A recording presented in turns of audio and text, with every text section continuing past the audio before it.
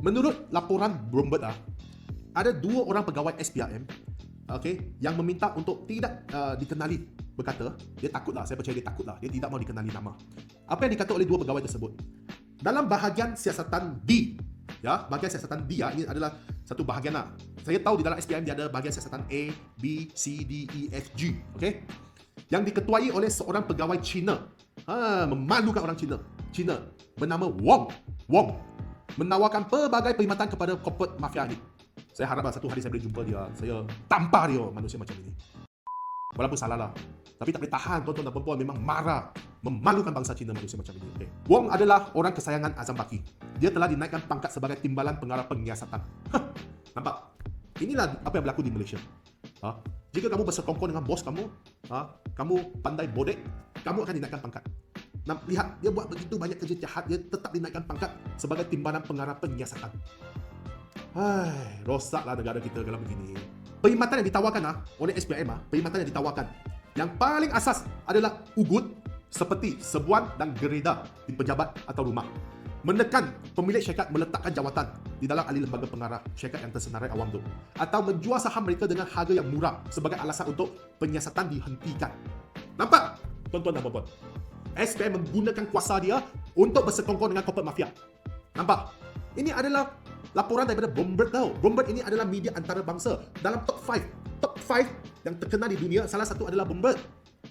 Apa yang berlaku ni? Ini SPRM menawarkan perkhidmatan tu macam kita pergi McDonald, McD, beli makan ada set A, set B, set C tau. Oh, great, because I'm hungry. Jadi, jika kamu ingin menggunakan perkhidmatan tu, kamu boleh pilih apa perkhidmatan kamu mau. Jadi SPM akan menawarkan perkhidmatan tersebut dengan sesuatu harga. Salah seorang pegawai SPM berkata, setiap perkhidmatan mempunyai harga tau, bergantung kepada sasaran perform tinggi, atau jika pegawai kanan SPM terlibat, harganya berlainan. Gila! Ini macam McDonald tau. Jika sasaran kamu adalah orang A ni mungkin dia tiada pengaruh, dia tidak kenal ramai orang, mungkin harganya kamu kena bayar 1 juta. Tapi kalau sasaran yang besar, mungkin dia pangkat ada Datuk Seri ke, Tan Seri ke, ada pengaruh lah, mungkin harganya lebih tinggi. Dan jika melibatkan pegawai kanan di SPRM, pegawai yang terlibat mungkin ada bintang 1 ke, ada bintang 2 ke, harga dia lebih tinggi. Inilah pemahaman saya. Dahsyat tuan-tuan dan puan-puan. Dia mendengar, pegawai yang tadi saya sebut tu, pegawai SPM tu, dia mendengar bayaran oleh corporate mafia kepada bahagian siasatan D ini mencecah jutaan ringgit untuk perkhidmatan yang dilakukan. Aduh, kaya kalau pegawai di dalam pegawai SPM di dalam bahagian siasatan D ini. Bayangkan, satu perkhidmatan yang ditawarkan kepada corporate mafia ni, mereka bersekongkol, boleh dapat jutaan ringgit. Jutaan ringgit dia boleh dapat. Perbuatan SPM ini bersekongkol dengan corporate mafia yang didedahkan telah memberi kesan yang sangat besar kepada integriti dan kredibiliti institusi penguatkuasaan dan undang-undang negara kita.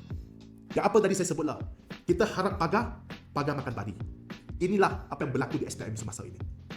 Modus operandi yang sempurna. Saya percaya modus ini bukan hari ini, mungkin sudah bertahun-tahun mereka melakukan kegiatan ini.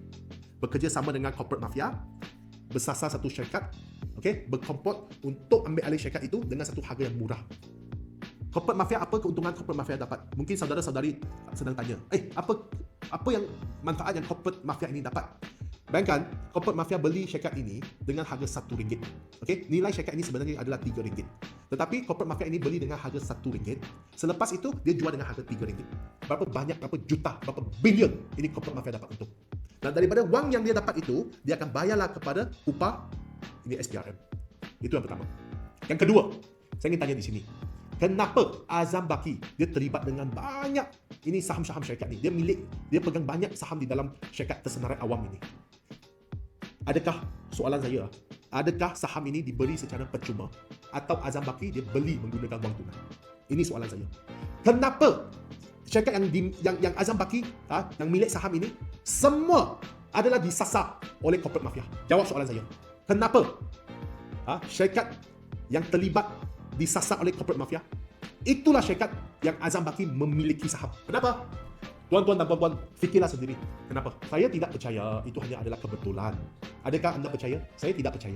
Mengapa syarikat yang sekarang Azam Baki terlibat dengan skandal saham ini, syarikat-syarikat tersebut berkaitan dengan corporate mafia? Kenapa?